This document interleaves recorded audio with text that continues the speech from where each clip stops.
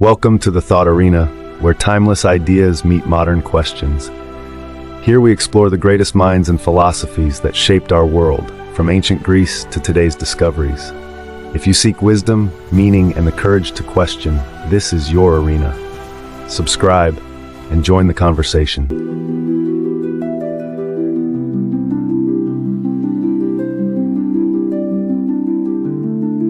What is philosophy? Is it a discipline, a collection of old books, a debate in ivory towers, or is it something far more essential, humanity's oldest and most powerful tool for meaning? Philosophy begins with a question. Who are we? What is justice? What is truth? It is not science, though it gave birth to science. It is not religion, though it has shaped and challenged every faith. It is not politics, though it underlies every law and revolution. Philosophy is the search for wisdom itself.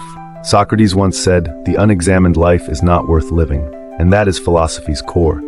To question, to reflect, to resist easy answers. Today we explore the evolution of philosophy, how it shaped civilizations, revolutions, sciences, and even the way we think right now.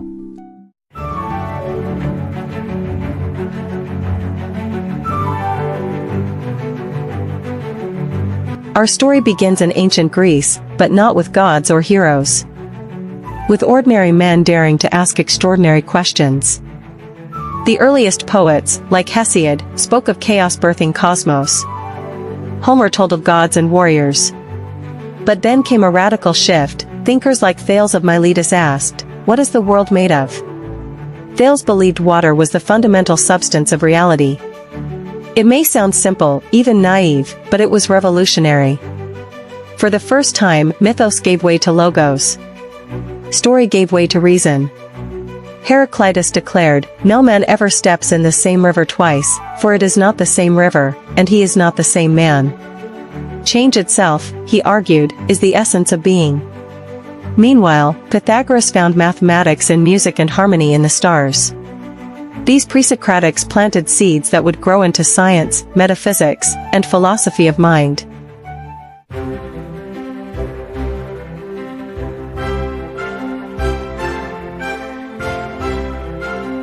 If the Pre-Socratics asked, "What is the world?"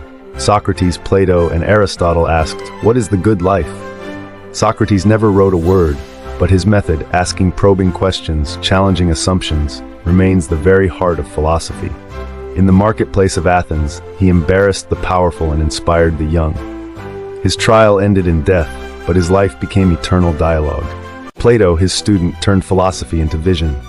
In the Republic, he imagined a just society, ruled not by warriors or merchants, but by philosophers, lovers of wisdom. Aristotle, Plato's student, systematized everything: ethics, biology, politics, art. He declared, "We are what we repeatedly do. Excellence, then, is not an act, but a habit." Together they established philosophy as both practical and cosmic, guiding life, politics, and knowledge itself.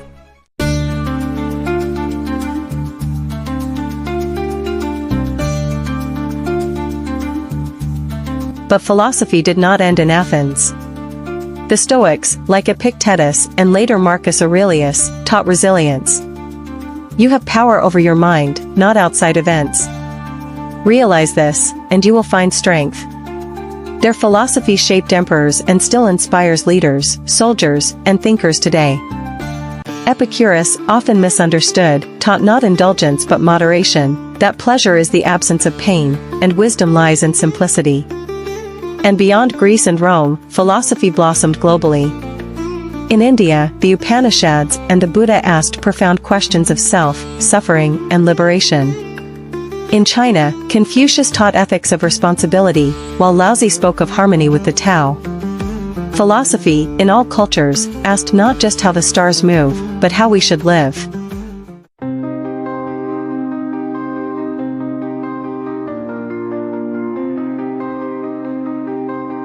As empires rose and fell, philosophy became entwined with faith.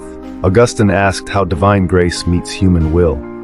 Thomas Aquinas blended Aristotle with Christianity, declaring that reason and faith could not be enemies, but allies. Meanwhile, in the Islamic Golden Age, thinkers like Avicenna and Averroes preserved and expanded Greek thought, influencing Europe centuries later. Philosophy traveled through translations, debates, and commentaries, reshaping theology, law, and science. Here, philosophy was not just abstract, it was the foundation of universities, cathedrals, and empires.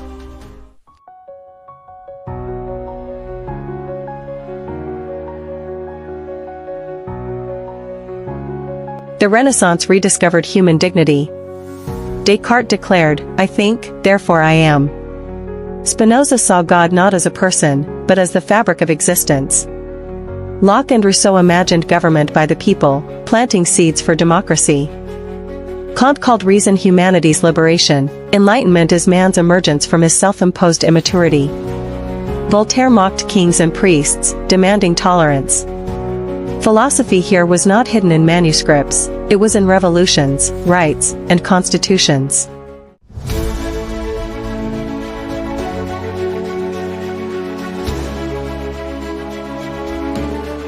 In modern times, Nietzsche shattered illusions. God is dead, he declared, not as celebration, but as challenge. Without divine order, can humanity create its own values? Existentialists like Kierkegaard, Sartre, and Camus took up the question, insisting meaning must be chosen, not given.